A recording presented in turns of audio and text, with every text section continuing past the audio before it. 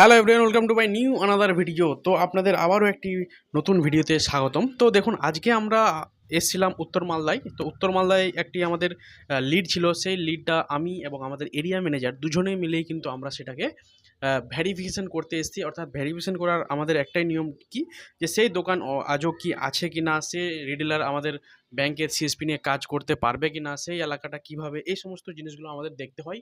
এবং কি সে ঠিকঠাক ট্রানজ্যাকশন করে কি না, মাসে কত টাকা ট্রানজ্যাকশন করে, প্লাস ওনার লোক সংখ্যা কত রয়েছে, ঠিক আছে? এই সমস্ত জিনিসগুলো আমরা দেখতে হয়। ঠিকঠাক খাতা বা ডায়েরি মেনটেন করে কি না কাস্টমারের, কাস্টমারকে স্লিপ-টিলিপ দেয় কিনা, এই জন্যই কিন্তু আমাদের যেতে হয়। প্লাস ওদের বাড়ি থেকে ভেরিফিকেশন করতে সমস্ত দোকান, ওনার ভিডিও, অনেক কিছুই আমাদের সবকিছু দেখতে হয়।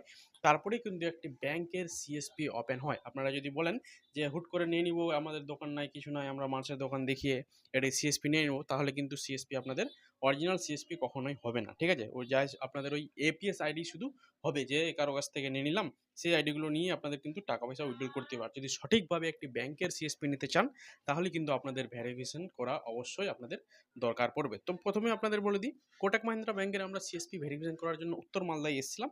তো এখানে একটি সিএসপি ভিজিট করব, আর আপনাদের সিএসপি ভিজিটের আমি বেশি কিছু ভিডিও দেখাতে পারছি না, কারণ আমি কয়েকটাই শুধু ভিডিও ওনাদের দেখাচ্ছি, ঠিক আছে? যেমন এই যে দেখতে পাচ্ছেন আলমগীরদা, এই শুধু কী করছে, এখানে কিছু বাইরে থেকে ছবি তুলে, কিছু ভিতর থেকে ছবি তুলে, এবং সেই ছবির মধ্যে যেন আমাদের টোটালি সম্পূর্ণ কিছু দেখা যায়। আর এইভাবে কিন্তু ব্যানার প্রত্যেকটা দোকানে লাগা থাকা চাই, না হলে কিন্তু আমাদের সিএসপি প্রোভাইড করা হবে না, বা ওনার সিএসপিটা আজও অ্যাক্টিভ হবে না, ঠিক আছে?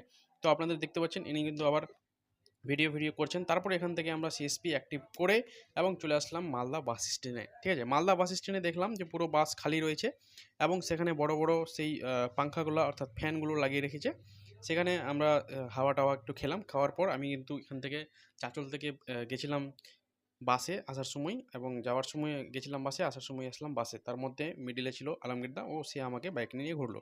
তো আজকের ভিডিও এইটুকুই। ভিডিওটা যদি ভালো লাগে চ্যানেলটাকে সাবস্ক্রাইব করে দেবেন। আর এই যে দেখতে পাচ্ছেন, এখন কিন্তু আমরা এখান থেকে চলে আসলাম বাড়িতে। আর আপনাদের বলে দিই যে কেউ সিএসপি নিলে পরে অবশ্যই হোয়াটসঅ্যাপে আমাকে কন্ট্যাক্ট করো, আমাকে আপনাদের সমস্ত কিছু তথ্য জানা হবে।